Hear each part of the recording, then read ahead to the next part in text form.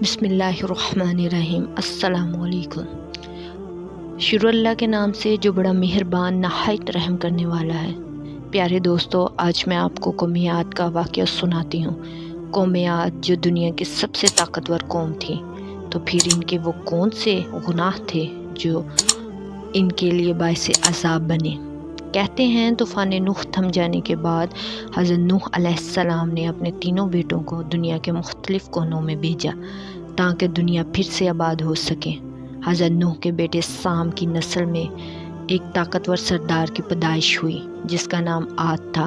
ये जिस जगह अपने कबीले को लेकर आबाद हुआ उसे सहराए अहकाफ कहते थे। इस जगह के बारे में मशहूर है कि यहाँ रेत के बुलंदोबाला टीले थे।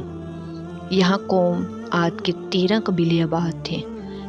इन लोगों ने अपनी मेहनत व मशक्क़त और ज़ोर बाजू से इस जगह को सरसब्ज़ बना दिया।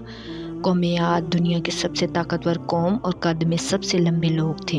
इनके बारे में कहा जाता है कि ये इतने ताकतवर थे कि एक हाथ से ही दरख्त को इसकी जड़ों से उखाड़ कर फेंक देते थे। कौम आद खजूर के बागात के मालिक थे। वो खेती बाड़ी करते और उन्होंने चट्टानें काट कर बड़ी बड़ी नहरें जारी की हुई थी। तूफ़ान नूह थम जाने के बाद कौम आद ही वो पहली कौम थी जो कुफ्र व शिरक में मुब्तला हुई। वो बुतों की पूजा करने लगे और इसके साथ साथ हर किस्म के गुनाह, शराब, ज़ना, कत्ल व गारत में मुब्तला हो गए। अल्लाह ताला ने इन्हीं में से हज़रत हूद अलैहिस्सलाम को इनकी इस्लाह के लिए भेजा, लेकिन वो हज़रत हूद अलैहिस्सलाम के ख़िलाफ़ हो गए और कहने लगे, अगर हमसे भी कोई ताकतवर है तो उसे हमारे मुकाबले में ले आओ।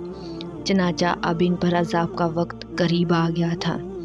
कहते हैं कि कई दिनों तक अहकाफ में बारिशें ना हुई, नहरें आबशारें खुश्क हो गईं, ज़मीन बंजर हो गई, हर तरफ कहत बर्पा हो गया।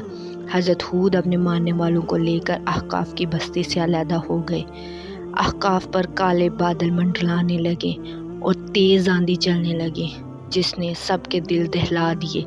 हर चीज़ हवा में निस्तो नबूद होने लगी और ये जो बड़े लंबे कद के मालिक थे हवा में इस तरह उड़ने लगे कि इनके सर आपस में इतनी ज़ोर से टकराते कि इनके कलेजे मुंह को आ जाते। ये तेज़ आंधी वाला अज़ाब 7 रातों और 8 दिनों तक जारी रहा। अब अहकाफ का वो इलाका जो जन्नत नमा हुआ करता था अब सिर्फ सहरा और बंजर ही रह गया है। अल्लाह जो बड़ा मेहरबान नहायत रहम करने वाला है, वो तो बख्शने पे भी कादर है, लेकिन जब कोई शख्स अपने गुरूर व तकब्बुर में मुब्तला हो जाए तो वो उसको इसके गुरूर व तकब्बुर की सज़ा ज़रूर देता है। बेशक अल्लाह हर चीज़ पे कादर है।